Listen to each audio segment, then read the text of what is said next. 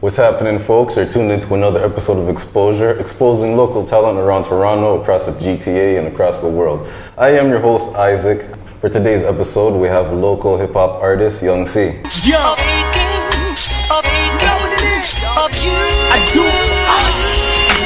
Tell us, who is Young C?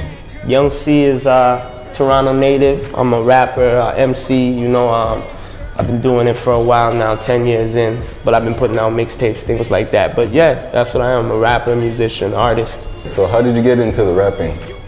It was just something I always wanted to do, you know, like as a kid, you know, you always are drawn to what you like, and you know, you kind of, if you're good at it, you stick to it. If you're not, you do to everything, and music is always something I was drawn to. So eventually I ended up taking it serious. Everybody would be telling me, yo man, you should be serious about it, but I was just rapping about whatever. Just, you know, if you tell me to rap about a lamp, I'd rap about a lamp. But yeah, you know, that's what got me into it, is just people keep on telling me over and over that I should take it serious, and that's how I ended up falling into it for real. Did you have any rappers that you looked up to at the time? Yeah, I always had a favorite rapper, you know, like as a younger cat, but I don't have a favorite rapper. I never stick to one person, so I never really had my own favorite rapper, you know what I mean? Like, I like everybody. Right. Everybody, if they're good, if they're actually talented, you know, I like them, and I put them up there. Yeah, I love hip hop though. Yeah. I listen to rap all the time. It's it's never a same person or a particular guy. It's how I'm feeling. What challenges did you face while coming up in the rap game? I guess if I had to pick a challenge, I don't really think there's any challenge. I think, or what obstacles did you have to go through? You make your own obstacles, you know, and I think I made my own obstacles. So anything that I found was hard or whatever, if instead of complaining or something, if you look at the situation, be like, okay, there has to be a way to fix this myself. Yeah. That's what it was. So if there was any obstacle, it'd be staying focused. You know, I'd always get sidetracked, or if I want to do this and someone comes to me and says, hey, you know, I could do this for you and put you in this studio, I'm like, oh, all right, and I go over there, and then, you know, instead of focusing on what I know I could do, if I had to pick one, it would be that. The promotion is hard. Yeah. You got to get the right ears and the right people and the right look to attract the, you know what I mean? You could be as nice as whoever you want, but if nobody knows you're nice, nobody knows you're nice. Name a point of time while you're on the come up that things started to get better. When I got focused. When I get focused, like just recently, I mean 2014 when it just started, I mean the end of 2013, I really said, you know, like let's try it again. Let's try it again. Let me get to, you know, let me reach out to the people and see if I can you know, do it properly, because I never do it properly. I always do it either half-assed, or I just feel that if I'm good, you know, people will hear that and attract to it. I never really did the groundwork or nothing like that. So I feel it's starting to get better, and whenever it did start to get better is when I buckled down and focused and, you know, actually did everything I was supposed to do, opposed to just going there and recording a song and then, you know, back to the block, or back to a girl, or back to, you know, playing some games or whatever, instead of going back to working and, you know, maybe trying to get in the studio the next day, or get a video shot, or go to a show, or, you know, so you know, things got better when I put my mind to it. Yeah. You also worked with Cardinal Official, so how did that come together? Yeah, well, Cardi, you know, that guy's a legend though. When it comes to like Toronto rap. Yeah, definitely. That guy's a legend. I mean, just as a artist, to come out of where we're from so early, to do the things he's done and to hold the position that he has, you know, it's an honor to, you know, work with him.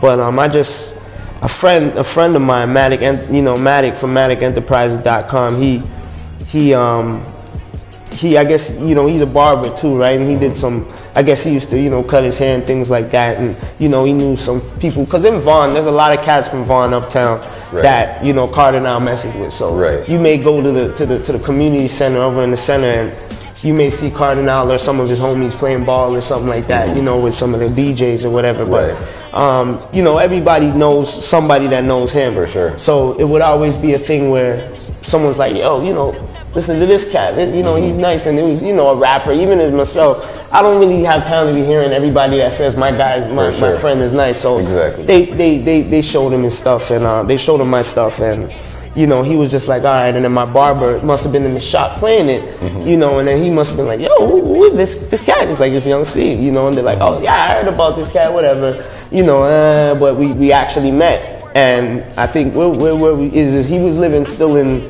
Oakwood and Vaughan area, and we went to his house. He had a studio in there, and you know, he said, you know, we're gonna do this track here. Can you lay something down? I said, yeah. I came prepared, laid it down, and it was history. From there, he's like, yo, kid, you're amazing. And he's always, you know, he always shouts me out whenever he can. You know, if I call him for advice or something like that, he gives it to me. But you know, how we met up was through just people, you know, people that know him, that you know, that know me. Can you describe his work ethics? He's a guy like get it on your own type of guy, you know. So he's never. A lot of people always like, yo, man, Cardinal could just give it to you, man. You know, he don't give nothing to nobody. You know, he's not stingy. It's just that he worked for everything he got. He want to see, you know. Of course, he's gonna give me the little, you know, pointers, or you know, even introduce me to a couple of the right people. But he's got to see me do the groundwork. You know, like I don't even call him unless I could tell him a whole bunch of things that's going on. He doesn't want to hear I was in the studio.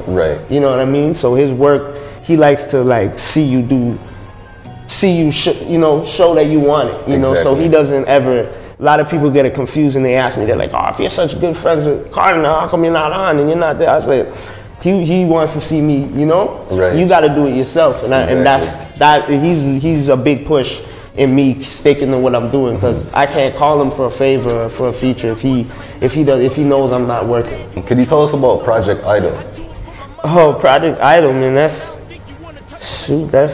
10 years ago. That was just back in the days they had a radio station. I think it was some college radio station or something like that. And they was it did around here, or? Yeah, it was. I think it was downtown somewhere, downtown Toronto. It was one of them the local stations, like the underground hip hop stations. That night, stations. Yeah, the campus stations, and at night they played underground, mainstream, but like the hardcore hip hop. No sense. I heard a lot of stories. People tell me a lot of stories about that. Project Bounce. That's what the radio. That's what the program was called, and then they had their own. They had it started at like maybe 10:30 and ended at like 2, 3 in the morning, and they had like 3, 4 slots at different shows, and it was all like just mainstream, local, anything but just hardcore stuff. The stuff that you'd want to hear on the radio, but you can't hear on the radio because it's a little too dirty or too hardcore. You know, too aggressive. That's the word right there. A friend of mine tricked me into doing the competition because I don't like to battle. I like to write songs and create a vision and things like that. I wasn't really on the battling. Plus, I don't take insults and things like that too well. So, I wasn't, I like to watch it, but I don't like to be a part of it. Some rappers don't take that too well too. Yeah, so I wasn't a battle rapper, but I went up there. He said, yo, just do a freestyle so people can hear you. I said, of course. I did one. When I'm finished, they're like, yo, he's gonna be the last entrance to the Project Idol competition, like American Idol. They were trying to do a Project Bounce Idol, so So I was like, nah, man, I'm not doing it. They're like, come on, just do it. 10 weeks, 10 guys.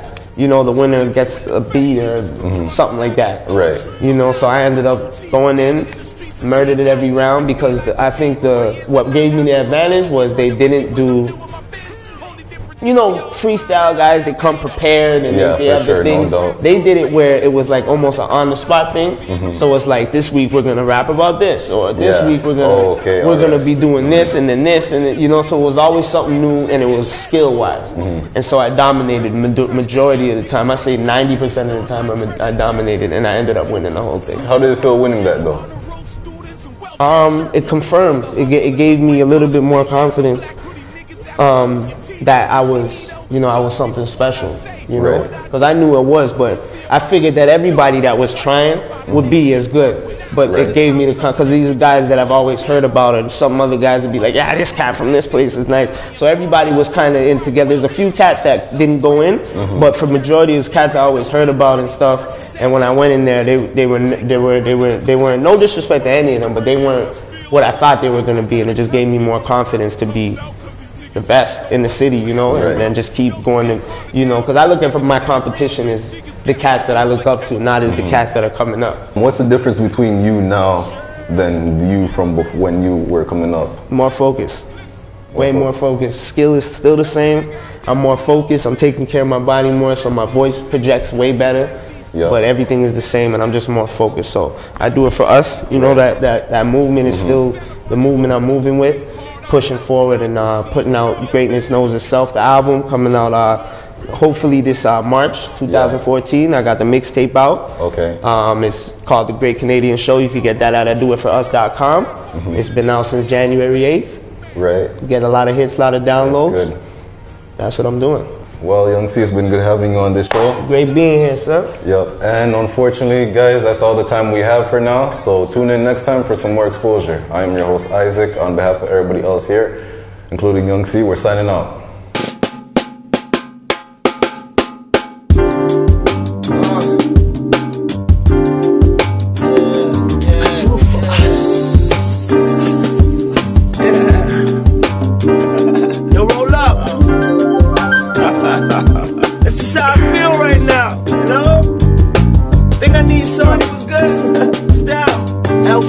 Count money. Hey, hi, didn't even notice y'all. Getting the paper to stack highs, what I'm focused on. I let them shine just to get them out of the way. They ain't helping me on my climb, into nothing but dead weight. I blaze, I ain't picky. Past the Philly, I'm laughing and acting silly. Still packing that black millie. Shit, I'm a pro. And those who oppose get plucked like rose petals and drop like dominoes. I'm hot and on the road.